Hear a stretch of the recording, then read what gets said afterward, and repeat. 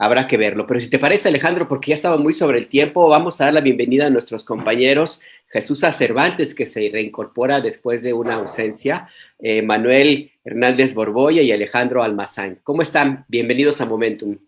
¿Qué tal, Alejandro, Manuel? Es un placer verlos otra vez. Alberto Nájar y Alejandro, un abrazo fuerte desde acá, desde tierras cachanillas. Pues sí, andaba con ese tema de la tifoidea y recaía y pensaba que era COVID y ya saben, ¿no? Traigo esto desde diciembre, pero por suerte ya estoy bien y es un placer estar de nuevo con ustedes. Un abrazo. Qué bueno, bienvenida. Qué bueno que Hola, no pasan mayores. Hola Jesús, bienvenida, qué bueno que ya estás acá. Y bueno, saludos ahí al tocayo, Alberto, Manuel y al público que nos ve. Gracias. Pues si saludos les parece, a todos. empezamos. Qué gusto. Sí, empezamos, Alejandro, no sé, Alejandro, voy a decir Alejandro Saldaña y Alejandro Almazán para que no haya confusiones en esta. Bueno, vamos entrando sobre materia. Bienvenida, Jesús, nos comentas que está sabroso el clima por allá en tierras norteñas.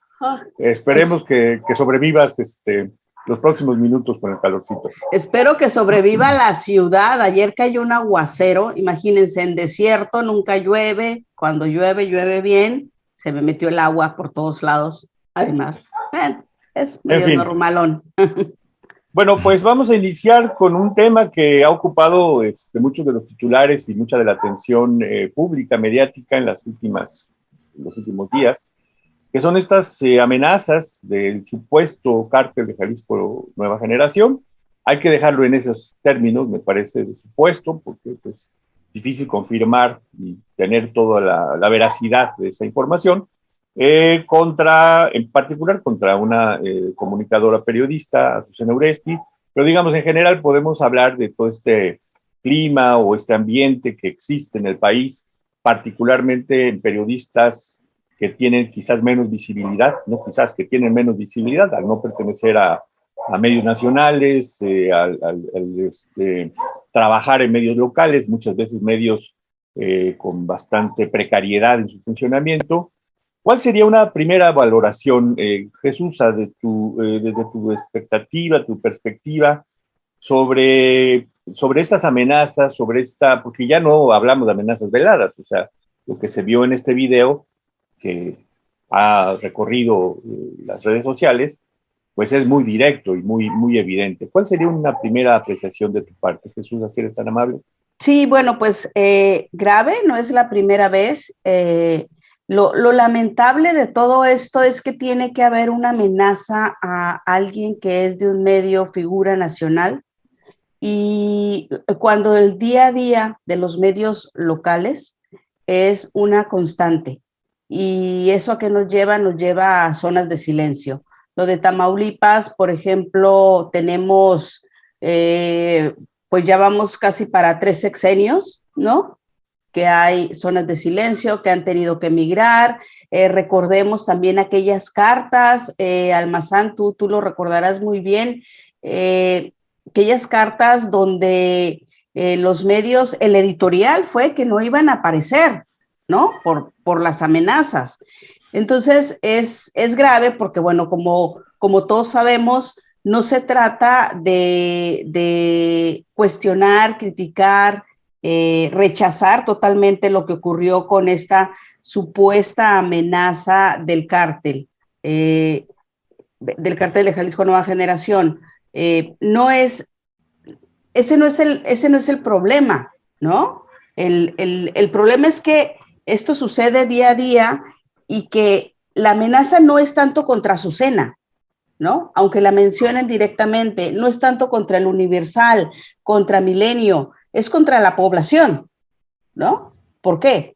Pues porque los medios de comunicación, los que estamos en esta chamba, en este oficio, trabajamos para la gente que no puede estar, que el doctor, el ama de casa, el amo de casa, toda la gente que no está metida en los medios, pues nosotros nos encargamos de informarles, ¿no? Y la sociedad tiene que estar informada para poder tomar una decisión mucho mayor informada. No decimos que incida directamente, ¿no? Pero sí mayores elementos.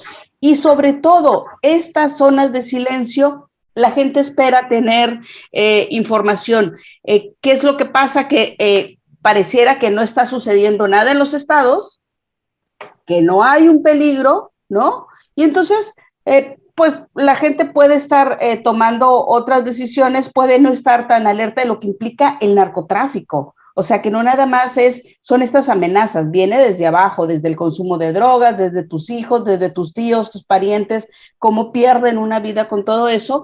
Y bueno, me parece que el Estado tiene la obligación de proteger a todos los mexicanos, evidentemente, ¿no? Ahora, ¿es peligroso el trabajo del periodismo?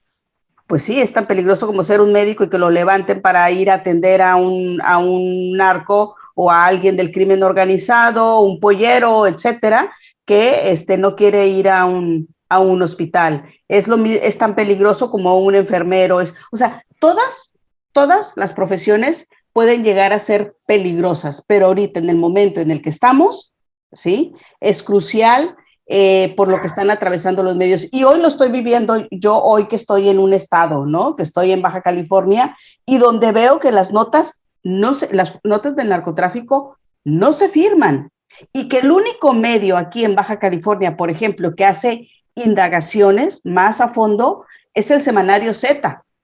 Y no vienen firmadas. No sabemos quién las hace, pero hay una precaución. Entonces, de repente tenemos que tener la autocensura, el anonimato, ¿no? Entonces, el tema no es Azucena o el Universal, el tema es cómo afecta a la población. Sí, uno de los temas que no hay que perder de vista, Alejandro Almazán, es que amenazas de organizaciones de delincuencia organizada ha habido muchas. Hay compañeros en los estados que han tenido que huir, algunos inclusive fuera de México. Otros viven exiliados en la capital del país, han asesinado una cantidad importante de compañeros. Las amenazas con nombre y apellido existen, se han dado hace mucho tiempo, pero es la primera vez que yo recuerde, y no sé si tú tienes otro elemento, dato, Alejandro, en que hay una amenaza así de clara. Habrá que verificar si efectivamente viene del Mencho, no me parece que sea su estilo, pero bueno, una amenaza así de esta manera a alguien de un medio de comunicación en Ciudad de México. Y me llama la atención la reacción que ha habido de muchos periodistas, colegas de medios de comunicación que, bueno, hasta un desplegado publicaron cuando guardaron absoluto silencio con los asesinatos de otros colegas en los estados. Vemos ahí a este impresentable de Felipe Calderón con sus declaraciones en Twitter y menciones, y nada dijo de los más de 40 periodistas asesinados en su gobierno por una guerra provocada por él. Esta toda proporción guardada, pues me parece que también tiene que estar allí en el análisis, Alejandro, esta reacción como si fuera la primera vez que hay violencia contra periodistas. Acaban de descubrirlo algunos. ¿Cuál es tu comentario, tu análisis, Alejandro? No, sí tienes toda la razón, ¿no? Toda la boca llena de razón, igual Jesús, ¿no? Digo, yo, mira, para empezar, bueno, el número uno, digo, no, pues ahora, solidaridad, por supuesto, a Azucena, ¿no? Y quienes creo que han sido amenazados, pues saben, ¿no? Saben lo vulnerable que se convierte, ¿no? Cuando pasa esto de las amenazas. Pero en efecto, pues no ha sido la primera vez, ¿no? Y yo creo que los reporteros de los estados, pues son los que han sido mayormente golpeados, ¿no? Por los criminales, por todas estas bandas. ¿Cuántos de nuestros colegas, o sea, no hemos tenido que marchar por ellos aquí en la ciudad y no hemos recibido esta ayuda, ¿no? Este eco del que tú llamas o del que hablas ahora, ¿no, Alberto? O sea, muy raro que hoy pues se lancen, ¿no? Muchos medios de comunicación a hablar sobre esto, ¿no? Sobre el riesgo de lo que es. Yo digo, bueno, pues si sacan un desplegado todos estos medios, bueno, pues deberían estos medios empezar más bien por sus propios trabajadores, ¿no? Primero la precariedad laboral que existe dentro de esos mismos medios, el acoso laboral, la explotación que hay hacia muchos de los compañeros, de los colegas, que sobre todo son jóvenes. Fíjate, el otro día me invitaron, ¿no? Para hablar sobre la crónica, y yo así bien chingón hablando de la crónica y todo, y una colega alzó la mano y dijo, oye, pues está muy bien que ustedes hagan crónica y hagan todas estas investigaciones, pero pues a mí me piden 5 notas al día, tengo que mandar a esto, me pagan tanto, y además sufro el acoso, ¿no?, constante de mi editor, ¿no? Entonces, pues sí, o sea, la verdad ahí es donde te quedas y dices, bueno, pues mejor empieza por tu casa, ¿no? Es decir, estos medios de comunicación que hoy alzan la voz, que en efecto, o sea, es razonable, ¿no?, su queja, pero, pues bueno, también échale ojo allá adentro cómo estás en tu casa, ¿no? Mira, yo me acuerdo cuando mataron a Javier Valdés en el 2017, un par de reporteros de allá de Sinaloa también estaban amenazados, ¿no? O sea, porque hicieron lo mismo que Javier, solo que pues el más visible era Javier. Y yo tuve que llamarle a un editor del dueño, o sea, del periódico, para decirle, saca a tu reportera, lo van a matar. Y él así como que, ok, lo voy a pensar, ¿no? Y hasta el día siguiente, en efecto, la movió, ¿no? Pero bueno, no le dio trabajo, nada más la trajo aquí al DF y así como que, bueno, el mecanismo sabrá qué hace contigo, ¿no? Es decir, no hay una responsabilidad de los medios. Y eso a mí es lo que más me preocupa en este sentido, ¿no? Porque se está haciendo mucho escándalo de, hay una amenaza, y en efecto, como dice Jesús, la amenaza, ok, le pusieron un nombre, Azucena Oresti, pero en realidad la amenaza es hacia la prensa local, ¿no? O sea, nadie va a querer publicar cosas en Michoacán ante estas amenazas. Además, mira, se me hace extraño, ¿no? Yo trabajo en Milenio, soy colaborador en Milenio y no quiero decir muchas cosas porque pues, me vayan a correr, ¿no? Nada, no es cierto. Pero lo que sí creo es que, por ejemplo, mira, está la amenaza contra Azucena y sin embargo tienen a enviados, a reporteros o colegas enviadas en Michoacán y dices, oye, pues sácalos, ¿no? Lógica común, pues si te están amenazando, lo tienes que sacar en este momento a esa colega. Y no, o sea, la mantuvieron ahí y ella haciendo enlaces en vivo a las 10 de la noche en una zona terrible de Michoacán, o sea, es decir, ¿dónde está la congruencia, no? O sea, pues por un lado estás gritando que te están amenazando a la gran estrella de televisión, pero por el otro lado tu reportera está en el campo de guerra, ¿no? Y pareciera que con ella no hay una importancia. Entonces, ahí es donde viene, creo yo, como la propia contradicción de los medios y que deberían, de una u otra manera, primero empezar por la casa, ¿no? Y decir, a ver, primero los salarios, primero las condiciones laborales. O sea, ¿cuántos de nosotros... O sea, bueno, al menos yo, mira, me la he pasado cubriendo el COVID y a mí no me han dado un seguro de médico en mi periódico, o sea, en el periódico, no me han dicho, oye, si te enfermas, cuentas con nosotros. O sea, nada, si yo me contagio, bueno, pues por güey, ¿no? Y ni hablar, esas son las cosas que pasan. Y aparte, Alejandro, y aparte te tienes que pagar tu prueba de COVID, ¿no? Ah, sí, además. Sí, o sea, todo tú te tienes que pagar, tu salario es bajo, o sea, o sea, ahí es donde uno dice, no, espérate, pues antes de sacar un desplegado, pues también haz como una conciencia, una autocrítica, ¿no? De lo que hace falta en tu propio medio, porque también un salario bajo, una precariedad laboral también mata, ¿no? Y eso me parece que no lo estamos viendo, ¿no? O que no lo ven los medios y que pues solamente ven esta amenaza que, como también lo dijiste, Nájar, pues no es nuevo. Yo me acuerdo cuando... O sea, a reporteros prácticamente en los estados les han llamado, ¿no? Por teléfono y les han dicho, te vamos a matar. O sea, es decir, ahí todavía mucho más directo, ¿no? Y si además sí saben quiénes son los que los están amenazando, ¿no? O las balaceras a los periódicos. Así es, ¿no? O sea, tú hablabas de periódicos que han publicado, ya no, yo ya no voy a publicar, ¿no? El Mañana, el Diario de Juárez, que dijeron, no, nosotros ya no, nos hacemos para atrás. O sea, y ahí, en efecto, como dice Jesús, pues pierde al final la comunidad, pierde el país, porque pues están perdiendo a ese personaje que les puede estar contando la historia, ¿no? O sea, me parece que por ahí va, que ojalá cada vez que amenazaran a alguien de nosotros, pues hubiera esta reacción, ¿no? Y no solamente porque es una figura de la televisión, pues se actúe. Muchas gracias, Alejandro. En efecto, es un poco lo que comentaba hace un momento, ¿no? Voy a decir una expresión que no me gusta mucho, pero bueno, el modelo de negocio de los medios locales, ¿no? Orilla a muchos compañeros periodistas a tener que dobletear y tripetear chambas, ¿no? Porque pues las notas se pagan muy mal. Y eso también provoca condiciones de vulnerabilidad extremas, ¿no? Por cuestiones de salud, etcétera, ¿no? Manuel, tu valoración, ¿cuál es tu punto de vista? Manuel Hernández, si eres tan amable. Pues yo coincido con los compañeros en que pues no se compara el riesgo que están viviendo muchos periodistas en los territorios están... ¿Sí me escuchan bien? Sí, perfecto. No se compara el riesgo que están viviendo muchos periodistas que laboran en zonas de alto peligro con lo que puede vivir la gente de la Ciudad de México y sobre todo gente que sale en la televisión, conductores que están muy acotados en sus oficinas, en sus espacios de transmisión.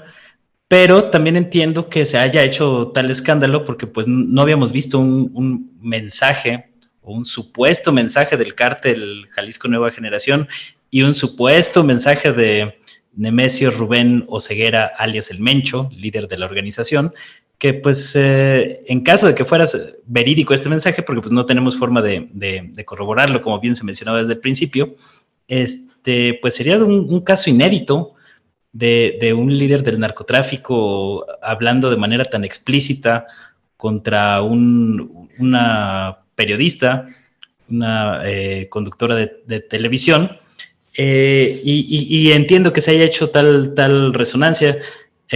Yo creo que no hay que tomar a la ligera esa amenaza, y de alguna manera pues es un hecho inédito. O sea, yo no recuerdo una amenaza de un perfil tan mediático. Entonces, independientemente de que haya sido efectivamente el cártel Jalisco Nueva Generación lanzando esta amenaza, pues definitivamente quien emitió el video, pues lo hizo con una intención de generar este escándalo. Ahora, ¿quién lo hizo y con qué fines? O sea, yo no entiendo hasta qué punto al Mencho le podría afectar lo que diga Milenio Televisión en sus espacios, al grado de generar una amenaza de este tipo. Entonces, me parece un poco extraño el modo en que se da el mensaje, pero pues no se debe de tomar a la ligera. Y pues sí, digo, yo entiendo y creo que hay que solidarizarse todos con todos los colegas amenazados, sin excepción. Y por supuesto que hay hipocresía en los grandes medios a la hora de lanzar estos comunicados, son muy selectivos en sus indignaciones. A muchos pues han pasado completamente de noche ante el grave riesgo que han corrido algunos, pero pues ahora sí que es un poco parte del show, ¿no? O sea, yo creo que no podemos tampoco demeritar la amenaza que fue muy, muy directa, en caso de que la tomemos como real, insisto, y que me parece algo inédito. O sea, con nombre y apellido yo no recuerdo otra amenaza así que se haya hecho pública, al menos. Sí ha habido, por supuesto, como lo comentaba Alejandro y lo comentaba Jesús, pues otras amenazas de no tan con tanta resonancia o con tanta mediatización, pero creo que también ese hecho de que esta amenaza en particular haya sido dada en estos términos, o sea, publicada en redes sociales, es también algo un poco inédito. Yo no sé si estaba tratando de recordar, pero no encuentro algo similar que hayamos visto en el pasado. Siempre son como amenazas muchísimo más frontales y directas, ¿no? En la casa de los colegas que están trabajando en los territorios,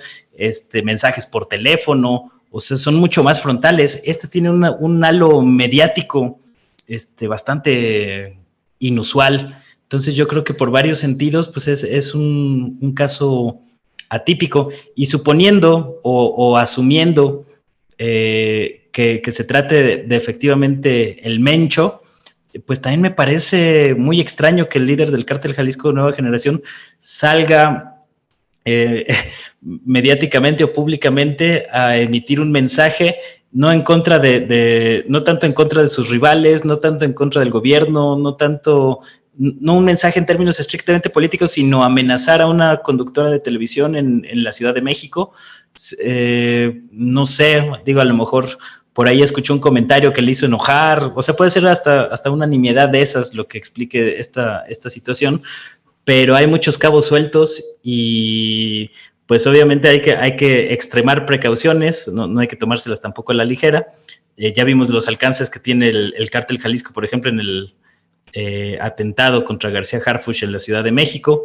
Entonces, no es tampoco un tema menor. Yo creo que está bien que haya habido una reacción importante por parte de los medios, con todo y con estos casos de hipocresía y demás. pero pues más vale prevenir que lamentar, y ojalá que así fuera en todos los otros casos que no se visibilizan y que dejan a muchos colegas pues ahí a su suerte. Oye, Alejandro, Alberto, me gustaría nada más hacer un pequeño comentario aquí en esto. Adelante. Que tiene que ver con los protocolos para cubrir temas del narcotráfico, y que ningún medio de comunicación que yo sepa de los grandes medios tiene o ha implementado estos protocolos. Lo que sí es, por ejemplo, Marcela Turati, periodistas de a pie, o organizaciones donde está Marcela en Quinto Elemento Lab, ellos han dado pequeños cursos, ¿no?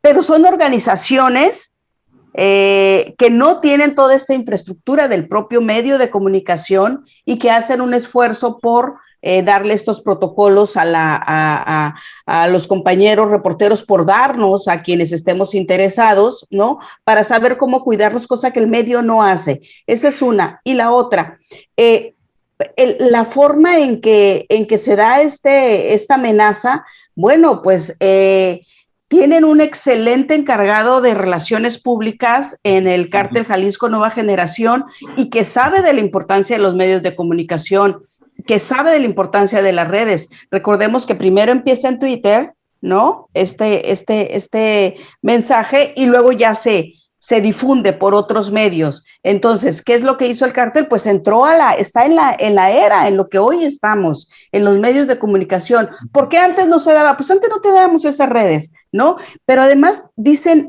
cosas que a mí me llaman mucho la atención, donde empieza desacreditando al propio medio, porque dice que están confabulados en el principio, ¿no? O sea, te da a entender de que reciben recursos de los Viagras y de los opositores, ¿no?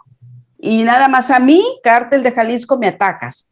Entonces, ahí hay una descalificación hacia el medio de comunicación, y además también los pones en peligro, no por el propio Cártel de Jalisco Nueva Generación, sino porque sabemos que en Michoacán hay muchos grupos criminales pequeñitos, ¿no? Y que también van a decir, si lo dice el gran Cártel de Jalisco Nueva Generación y están recibiendo dinero de los Viagras, pues entonces vámonos sobre ellos también, ¿no? O sea, también tiene muchísimos efectos esa manera en transmitir esta amenaza, y que a mí me parece bastante preocupante todo lo que trae detrás este mensaje. No es nada más la amenaza, ¿ok? A Azucena, o la amenaza a estos 3 medios de comunicación que menciona. Es mucho más allá, ¿no? Y el último apunte que quiero hacer es que en los estados, antes eran los caciques los que amenazaban y mataban, o los grupos de poder político. Tenemos el ejemplo de nuestra compañera Regina Martínez, ¿no? Que nosotros estamos convencidos en Proceso que tiene que ver con el grupo político, ¿no? Y con el señor Javier Duarte, que hoy está en la cárcel. Y tampoco se les protege a los medios en los estados, ¿no? Contra este tipo de amenazas. Antes eran los líderes sindicales, o sea, en los años 80, te amenazaban y cargaban pistola y te amenazaban directamente, o iban y mandaban a sus matones a medianoche. Digo, a mí me tocó en alguna ocasión, y estando en la Ciudad de México, por una nota de un tema sindical, ¿no? O sea, va cambiando. Ahora, la fuerza del Cártel Jalisco Nueva Generación, si quiere hacer daño, recordemos cómo derribaron un helicóptero, ¿no? O sea, si te quieren hacer daño, te hacen daño, no te lo anuncian. Eso también llama mucho la atención en este mensaje. Gracias. Sí, perdón, nada más también quiero adelante, Alejandro. Creo que también es inédito por esta cuestión de las redes, ¿no? O sea, es decir, porque años atrás, o sea, mira, hace 3 años atrás, a lo mejor hoy está de moda los videitos pequeños por el TikTok, pero hace 3 años el cártel del Golfo en un Twitter le dijo a Guadalupe, se me va el apellido, una colega de Tamaulipas, que la iban a matar porque sabían que ella estaba haciendo lo de radar, y fueron y la mataron, ¿no? Es decir, si en ese momento hubiera habido a lo mejor esta cuestión mediática del video, etc., pues a lo mejor ya no sería tan inédito, ¿no?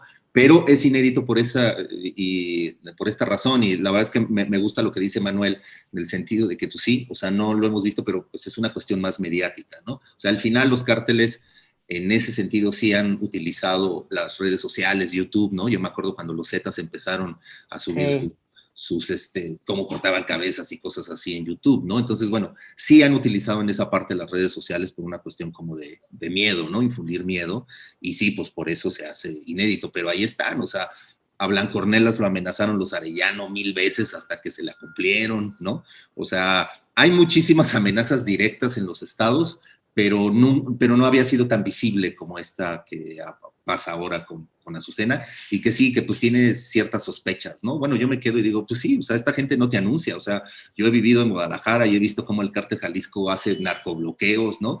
Y, o sea, le vale madre, o sea, no le interesa, ¿no? O sea, el Cártel Jalisco va directo, a mí me han amenazado y siempre me han dicho, güey, no te preocupes, si te quieren matar, te van a venir a matar, cabrón, ¿no? Y aunque tengas 20 escoltas o 100, te van a matar, entonces no mires hacia atrás, tú sigue hacia adelante, bueno, está bien, pero bueno, pues no sé, solo por esa cuestión me parece que es inédito, por una cuestión de las redes sociales. Disculpe. Ya. Mira, lo que llama perdón. Mira, lo que llama la atención es que lo que refiere mi tocayo Alejandro Jesús, Manuel, pues es un asunto estructural. Como bien señala Jesús, anteriormente pues quizás eran los caciques locales, o eran los líderes charros, o eran dirigentes de organizaciones ahí medio hechizas, pero lo que es cierto es que las amenazas contra periodistas y en general contra la prensa pues no son de ahora, pues, ¿no? Ahora quizás han cambiado de actores, y son los cárteles, y son estos grupos que a veces, como bien señala Jesús, no son los grandes cárteles, sino son bandas,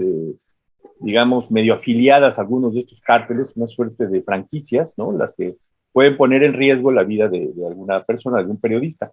Pero lo que llama la atención poderosamente es que al ser un problema estructural, no se le ha dado una respuesta de orden estructural. Es decir, aparece una amenaza y entonces viene la solidaridad, las muestras de apoyo, las denuncias, etcétera.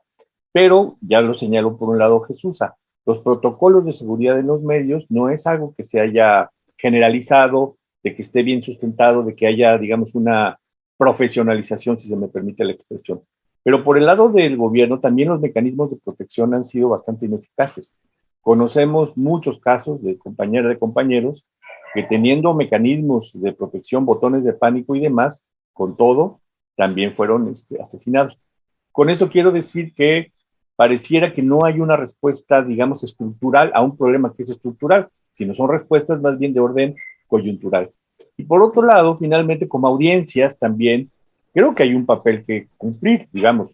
De entrada, pues a uno lo rebasa como público, como lector de noticias, como seguidor de la información, los rebasa esta situación, pero me parece que también la función crítica como audiencia se puede ir construyendo y se puede ir desarrollando, seguramente puede abonar a la mayor exigencia mediática, a la mayor exigencia de rigor periodístico, a la mayor profesionalización de los mismos medios, ¿no? Eso lo quería comentar porque pues son muchos años, son muchos periodistas, reporteras, reporteros, fotógrafos. Yo vivo en el estado de Veracruz y pues bueno, hay muchísimos casos, ¿no?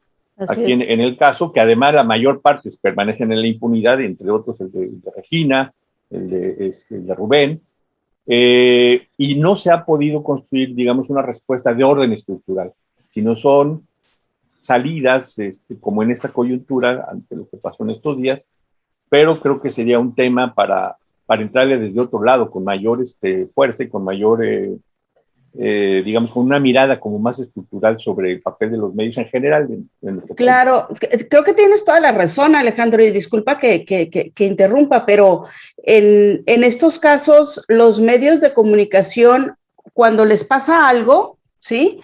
Algún integrante de su medio, hablan con el secretario de Gobernación, ¿no? Y nada más son ellos dos. Y luego ya se dice y cada quien se va a su casa, pero no hay un trabajo conjunto entre gobierno y propietarios de los medios de comunicación en general, me refiero de los estados y los medios que están en el centro del país, en la Ciudad de México, de bueno, vamos a establecer ¿no? ¿Qué es lo que podemos hacer? Porque los dos están al servicio de la población, tanto el gobierno como el medio de comunicación. Y por el otro lado, muchos medios dicen, pues ahí te lo aviento en el mecanismo de defensa, ¿no? En el mecanismo del gobierno. Güey, con un botón de pánico, ¿qué vas a hacer? Hasta se ríen los propios compañeros, ¿no? O de repente dicen, puta, me pusieron dos guardias que no sé si que me siguen a todos lados y no sé si tenerles miedo a ellos, porque también hay una desconfianza, ¿no? Yo recuerdo aquí a mi compañero Sergio Haro que lo amenazaron cuando estaba investigando la ejecución de Benjamín, que lo ejecutaron porque reveló la ubicación de las pistas clandestinas entre San Luis Río Colorado y el Valle de Mexicali, ¿no? Por ahí de los años 90, lo ejecutan, él se pone a investigar, lo amenazan, le ponen los guardias y de repente me dice, oye, estoy más asustado por traerlos a estos aquí, porque generalmente están vinculados, no todos, hay que aclararlo, pero muchos elementos de las policías locales están vinculados y protegen a esos grupos también locales, ¿no? Que esos son los que matan. Y recordemos, ya para cerrar, Miroslava, según la fiscalía, ¿quién la manda a ejecutar? Los Salazar, ¿no? Que no son un cártel, son un grupo al servicio y así hay muchas organizaciones locales que, como dices, Alejandro, están asalariadas de momento, ¿no? Y son los que terminan amenazando. Y Alejandro, ¿te acuerdas de los matacetas, no? Que es el origen del cártel de Jalisco Nueva Generación y que son los que empiezan a grabar. Entonces el cártel de Jalisco tiene una experiencia con los videos y con los medios y las redes, es el que va a la vanguardia entre todos estos grupos. Y ya me callo para dejar. No, es que en realidad el uso de los espacios mediáticos es viejo. Los Arellano Félix tenían una especie de oficina de prensa, la llevaba el Chuy Labra, en los años 90. Los Zetas empezaron a combatir también en las redes sociales, y también la Marina desplegó cuentas para tratar de captar a gente, no quiero llamarle incauta, pero bueno, que hiciera comentarios para empezar a detectar a los que empezaban a pasar información o mensajes cifrados. Eso fue en Nuevo Laredo también, en los primeros 2000. El Cártel Jalisco Nueva Generación con este video de los famosos matacetas, que bien recuerdas, Jesús.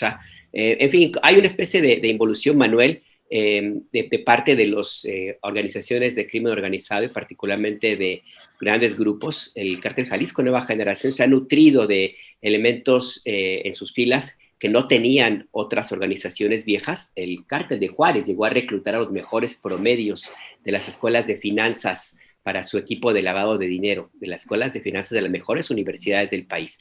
O sea, hablamos de estructuras empresariales como al final de cuentas es el narcotráfico y la delincuencia organizada. Pero tienen razón en lo que comentaban hace un minuto. Aquí hay que echar una mirada hacia la responsabilidad del Estado mexicano, que históricamente no ha cumplido con su responsabilidad de por lo menos garantizar un elemento básico, que es combatir la impunidad. El 99.7% de las agresiones en contra de periodistas quedan impunes. ¿Cuál es tu mirada sobre este punto, Manuel? Sí, pues el Estado pues ya sabemos que ha sido completamente omiso en esta responsabilidad, no solo frente a los periodistas, sino también frente a los ciudadanos, ¿no? O sea, desde hace años Michoacán ha sido un polvorín en esta guerra del Cártel Jalisco Nueva Generación contra algunos grupos que fueron mencionados en el video, los Viagras, los grupos de autodefensa o que se denominan de autodefensa, liderados por el abuelo Farías. Entonces, y hemos visto pues una omisión sistemática del Estado en estas regiones, o sea, Aguililla, Tepalcatepec, toda la zona de Tierra Caliente de Michoacán, pues toda la población que vive en esas zonas y que, digamos, no está involucrada directamente en el conflicto, pues ha quedado abandonada completamente a su suerte. Entonces, si poblaciones enteras, municipios enteros han quedado al abandono del Estado, y está ocurriendo justamente también con esta administración, pues ¿qué podemos esperar nosotros los periodistas, ¿no? Que además, pues es doloroso decirlo, pero somos piezas desechables para los dueños de los medios de comunicación. Sí. Estamos dentro de los daños colaterales o dentro de las pérdidas que se pueden dar el lujo de tener los grandes medios de comunicación, porque si te matan un reportero, pues ya habrá otro que lo sustituya, ¿no? Y eso también explica por qué los medios no han asumido su responsabilidad en estos temas, como lo comentaba Alejandro hace rato con algunas anécdotas y demás. O sea, es cierto, lamentablemente, los periodistas en México estamos en una situación de indefensión terrible por varios aspectos. Yo creo que hace falta fomentar mucho más la unidad del gremio. Necesitamos organizaciones que como gremio nos permitan defendernos políticamente, y al igual que otras organizaciones hacen política, pues los periodistas también podríamos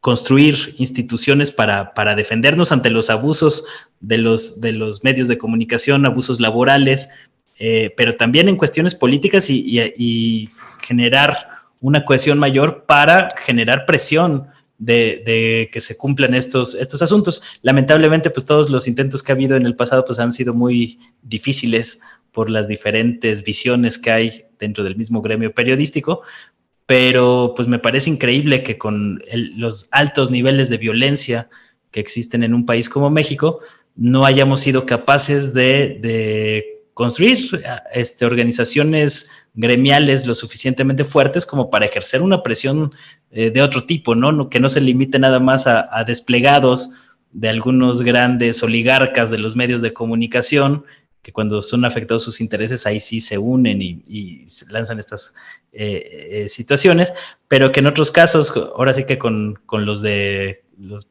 están en la calle, reporteando en el día a día, que son los más expuestos, pues quedan completamente abandonados a su suerte.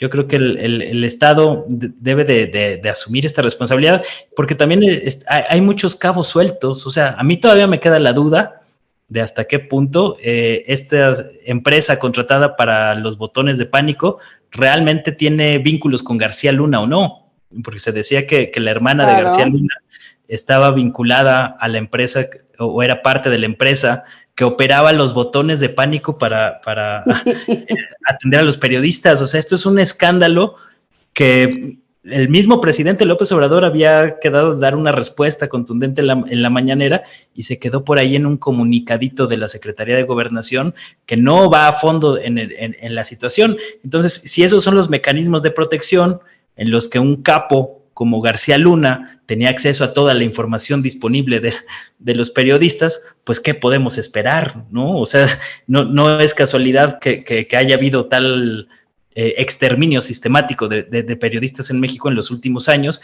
en el contexto de esta guerra infame, en el que el tráfico de armas pues es una constante. Algo que también me llama la atención del video atribuido al Cártel Jalisco es la manera en que supuestamente el Mencho habla de que los grupos de autodefensa no son autodefensas como tal, porque pueden construir tanquetas que cuestan $100,000. Esa fue la cifra que dio el Mencho en su video.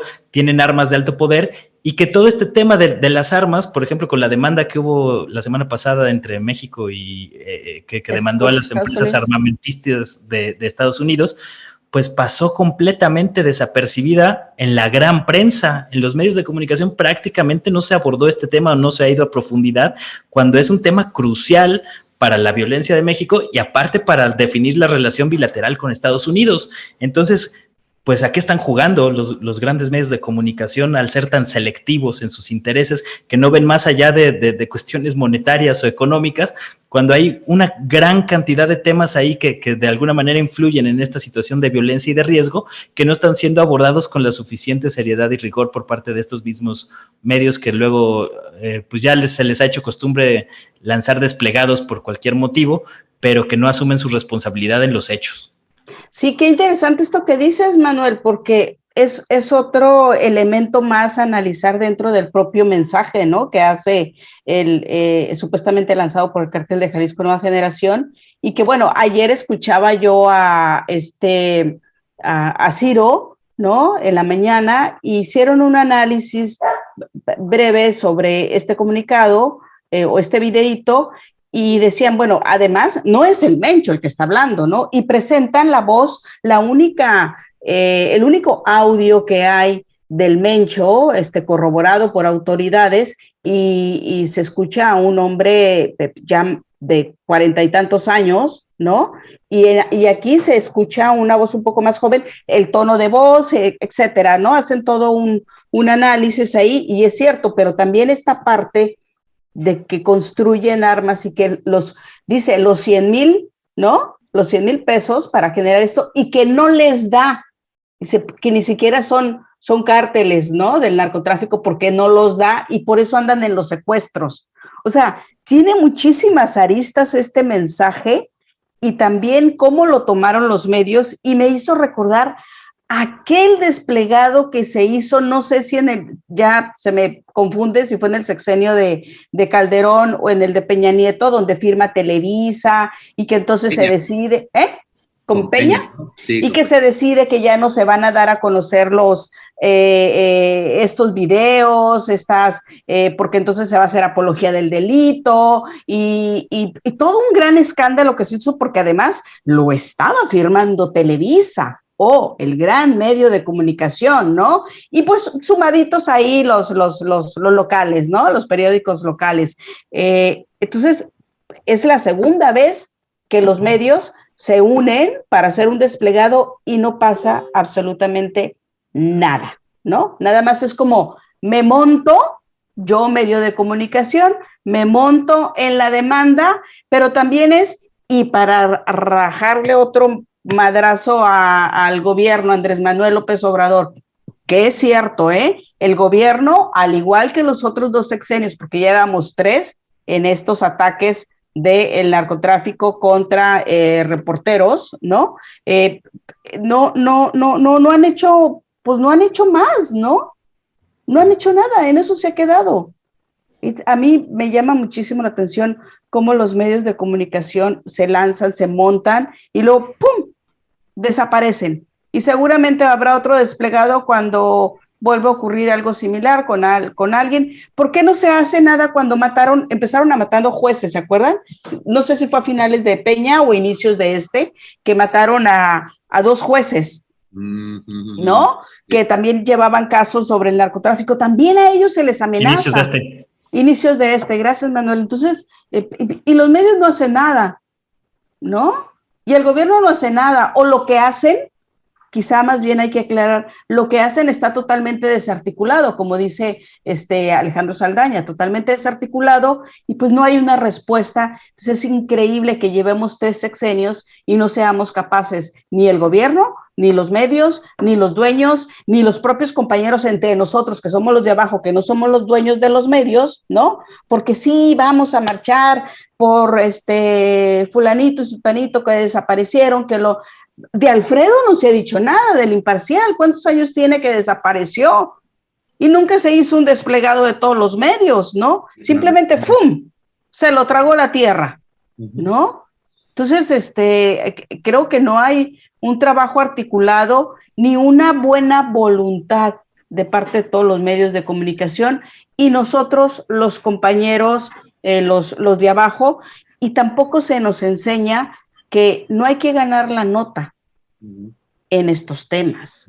Hay que dejar que se serenen los tiempos y hay que trabajar de manera segura para ti mismo, para que sigas escribiendo, para que sigas reporteando, ¿no? O sea, cuida tu vida. No, el ego. O sea, yo saco primero, yo fui la primera o el primero que lanzó, que descubrió que fulanito está relacionado con, ¿no? Y no se cuidan o no nos cuidamos. Eso es responsabilidad de los medios de comunicación y no gastan un solo peso para ello. Pero sí te exigen, pero manda cómo está el narcotráfico en tu estado, Oye, están matando abogados, jueces, mándalo. Sí, lo mando, pero dime cómo me proteges, ¿no? Yo estoy aquí, ¿no? Es bastante complejo este tema, ¿no? Y más que llevemos 3 sexenios y no hayamos podido ponernos de acuerdo ni gobierno ni trabajadores de los medios de comunicación. En efecto, muy complejo, y retomo para cerrar este tema, esta expresión que mencionaste al inicio de tu intervención, Jesús, a estas zonas de silencio. Y recuerdo, no hace mucho terminé de leer el libro de Serna, El vendedor de silencio, justamente, ¿no? En donde habría que reflexionar hasta qué punto esta manera, digamos, histórica de funcionar de los medios, en donde, o de los medios, digamos, hegemónicos, dominantes, ¿no? En donde buena parte de las enormes riquezas, porque hay que decirlo, muchos de los propietarios han hecho mucho dinero precisamente vendiendo el silencio, ¿sí? ¿Qué tanto toda esta cauda, digamos, de decenas de años, pues desde mediados del siglo XX o incluso antes, continúa con estas zonas de silencio, quizás no en el mismo sentido como lo retrata Serna en su libro, o como, ustedes lo saben mejor que yo, como ha funcionado durante muchos años? O sea, no te pago por lo que digo, pero no te cobro por lo que digo, te cobro por lo que callo. Y entonces, habrá quienes, Saldaña, habrá quienes venden el silencio y habrá quienes como yo, y lo digo abiertamente, yo me autoimpongo el silencio y yo no cubro narcotráfico, por ejemplo. Yo les he dicho en la revista, ¿no? Yo no voy a cubrir narcotráfico porque no tengo la capacidad, ¿no? Para poderme proteger. No sé cómo hacerlo. Tengo algunas pinceladas, pero yo no me voy a poner en riesgo, lo siento, yo no soy héroe, pero no solo eso, no voy a poner en riesgo a toda la gente que está a mi alrededor, porque no es solamente uno, ¿sí? Y bueno, y habrá otros que vendan ese silencio, y habrá otros, alguien mencionaba, Manuel y Almazán, de los bajos salarios, ¿no? Que no es una justificación, pero de repente en los estados, todos lo sabemos, los salarios son bastante bajos para los corresponsales, tienen varios empleos, ¿no? Para poder completar la chuleta, y algunos terminan en un momento de desesperación, pues, ok, no publico, les llegó un mensaje, ¿no? No publiques tal nota de tal agrupación criminal, ok, no la publico, y de repente, pum, les llega ahí un pequeño apoyo, ¿no? Y terminan tomándolo. Uno que otro, ¿no? Yo no estoy diciendo que esa sea la regla, ni mucho menos, ni me atrevería a acusar a ningún compañero reportero, pero sabemos que hay quienes lo han hecho, y tiene que ver con la falta de pago, con lo que decía Almazán, con toda esta respuesta. Entonces yo sí quisiera aclarar esa parte, Saldaña, que hay dos tipos de silencio, ¿no? El que se vende y el que se autoimpone, como en mi caso. Yo me autocensuro y lo digo abiertamente, yo no le entro a ese tema porque no tengo la capacidad, lo siento, y además hay que tener estómago para eso, No, hay que para cubrir eso. Hay que tener estómago, perdón Alejandro, es que sí, ya nos queda un minuto porque Manuel tiene que irse, por eso es que cambiamos la mesa a las 9 de la mañana y el tiempo ya se nos agotó. Entonces, una disculpa. Pues, no te preocupes, perdón. Otros dos temas, no te preocupes, Jesús, pues hay que reponer el tiempo que no estuviste en esta mesa. Nos queda un minuto, yo sí, perdón Alejandro Saldaña, pero es que si no se nos va, y Manuel, pues no sé, una reflexión, ya los otros temas ya mejor ni los dejamos para otra ocasión porque no vale la pena hacerlo en 30 segundos. Manuel, una reflexión final si quieres sobre este punto, y luego Alejandro y Jesús para cerrar, si les parece. Ok. Sí, pues yo creo que ya comentamos bastante sobre el tema. Yo insisto en que los periodistas pues tenemos también la obligación de nosotros organizarnos, porque creo que esa es una labor pendiente que tenemos. Ha sido muy difícil, obviamente tienes que enfrentar muchas precariedades, muchas situaciones de riesgo y demás, para además dar un esfuerzo extra para conseguir algún tipo de unidad gremial, pero yo creo que urge. O sea, a mí me sorprende mucho cómo con los niveles de asesinato que tenemos en México, con los niveles de exposición, de riesgo y demás, pues sí nos hace falta todavía construir algo por nuestra cuenta, ¿no? Precisamente para ejercer mayor presión de manera organizada, sistemática, a que el Estado cumpla su responsabilidad, a que los medios y grandes medios, sobre todo, asuman su papel en este asunto, y seguimos muy a la deriva, muy en un estado de indefensión que nada más pues va sumando cifras. Pues ya mataron a otro compañero, ¿no? O sea, antes por lo menos había protestas, más seguido. Ahorita ya hasta se nos hizo costumbre. Esa es la terrible verdad de la situación que prevalece en el país, y creo que no es un tema menor. O sea, yo creo que hay que hacer algo dentro de nuestras posibilidades para protegernos nosotros mismos, no solo esperar a que el Estado cumpla su parte, que podemos quedarnos esperando toda la vida en algunos casos. El nivel de podredumbre en el Poder Judicial es increíble, o sea, que ha existido desde hace mucho tiempo, ¿no? Pero que poco a poco en este sexenio va reluciendo el nivel de podredumbre que está siendo más explícito, más evidente. La descomposición en el Poder Judicial lo estamos viendo con el caso de Lidia Cacho, como hay jueces que pues dicen que no tuvo nada que ver la situación de tortura que vivió con el libro que publicó con los personajes señalados, ¿no? Digo, es increíble.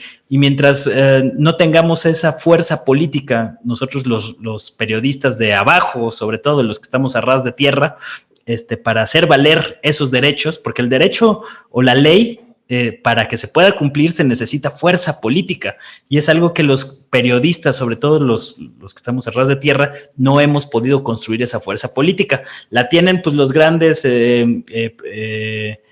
empleados de las televisoras o de los grandes medios que tienen departamentos en Miami, y ahí sí tienen cierta fuerza política, ¿no? Para publicar desplegados y cosas de este tipo, pero nosotros como gremio abajo necesitamos construir esa fuerza política que no la tenemos hoy en día. Entonces yo creo que es uno de los grandes pendientes que nos debe de dejar esta situación y esta reflexión a partir de la inseguridad que vivimos y padecemos en el gremio. Gracias, Manuel, que tengas buen día, porque veo que vas corriendo. Muchas gracias, un saludo, es que tengo una entrevista, día, pero que les vaya muy bien. Vale, Alejandro. Bye, Almazán. Pues mira, retomando lo que dice Manuel, la verdad es que a mí también creo que no hemos podido. Mira, cuando mataron a Javier Valdés, se intentó, ¿no? Como hacer algo. De hecho, Manuel anduvo muy participativo. Manuel era de los que decía, ay, pues hagamos un sindicato, ¿no? Y yo decía, sí, tienes razón, yo creo que puede ir por ahí. Pero, desgraciadamente, sí, creo que los de abajo no tenemos esa fuerza política, porque yo a mis colegas les decía, oiga, hay que hacer un pronunciamiento, esto es político, hay que hacerlo. Yo decía, no nos queremos meter como en ese rollo político, ¿no? Entonces, creo que ahí fue nuestro alto como Brosa, ¿no? Y lo que veo también del otro lado es que tampoco se puede, porque yo sí insisto en que todos estos periódicos que hoy sacaron su desplegado, pues actúan más bien en una cuestión más individualista y en una cuestión más de negocio, ¿no? No por una cuestión gremial. Yo cuando me asomé al desplegado y yo no vi que estaba a pie de página, dije, no, entonces estoy en lo correcto, o sea, no me siento mal por no haberme solidarizado públicamente. O sea, me solidarizo, por supuesto, ¿no? Porque pues, es grave lo que le hacen, pero públicamente no lo hice, y dije, bueno, no me siento mal, pues porque, es decir, no están los medios, los que realmente están haciendo periodismo, los que realmente se la están rifando, tampoco están siendo tomados en cuenta por estos grandes medios, ¿no? Hegemónicos. Y creo que los grandes medios al final, pues lo único que están tratando de sacar es un beneficio en esta confrontación que tienen con el presidente, ¿no? Y entonces, bueno, pues toman esto como un pretexto para hacerle casi un desplegado que es como una carta pública de, oye, no, pues ayúdanos porque no nos estás haciendo nada, ¿no? Entonces, sí creo que nosotros deberíamos de colaborar, ¿no? Para poder hablar, ¿no? De nuestro gremio, irlo pues, ahora sí que debatiendo entre nosotros para ver qué es lo mejor, pero lo veo muy difícil, de verdad lo veo muy difícil, porque los de abajo no estamos en el rollo político, no estamos metidos en eso y no queremos como meternos a una grilla política, y pues los hegemónicos sí están en su grilla política, ¿no? Entonces pues ahí contrastamos, ¿no? Entonces creo que por eso va a ser como muy difícil organizar un sindicato o una verdadera organización donde estemos contemplados todos los grupos de periodistas, digo, porque pues sabemos de chile, mole y de manteca, ¿no? Y creo que va a ser muy difícil. Yo les decía la otra vez que cuando mataron a Javier y les pedimos a varios de estos periodistas de medios hegemónicos que fueran para que pues, se viera la unión del gremio, ninguno fue. A mí me tocó decirle a Ciro, no fue. Otros amigos le dijeron a López Dóriga, otros le dijeron a Héctor de Mauleón, a Aguilar Camín, etc., ninguno se apareció, ¿no? A mí, yo reconozco en ese momento a Anabel Hernández. Anabel se presentó, estuvo ahí trabajando en las mesas. O sea, este tipo pues, de periodistas, ¿no? Que ya son los rock stars, sin embargo bajaron, ¿no? Bajaron al terreno mortal y dijeron, hey, pues vamos a ayudarnos entre nosotros. Y yo no veo a los de los medios hegemónicos realmente bajando con nosotros para poder llegar a un arreglo, porque además tenemos visiones completamente distintas, ¿no? Ellos, su modo de alimentarse, bueno, su modelo de negocio es a través de la publicidad o a través de empresarios. Estos medios, por ejemplo, Rompeviento o Pie de Página, bueno, pues lo tienen que hacer de pronto pues, con la gente que nos ve o a través de fundaciones, ¿no? Entonces también ahí es donde cambia mucho nuestra visión. El hegemónico, pues creo que el dinero está enfrente y de nosotros pues está más como la profesión y la solidaridad. Entonces creo que no se puede hacer una buena mancuerna con esos dos grupos. Jesús.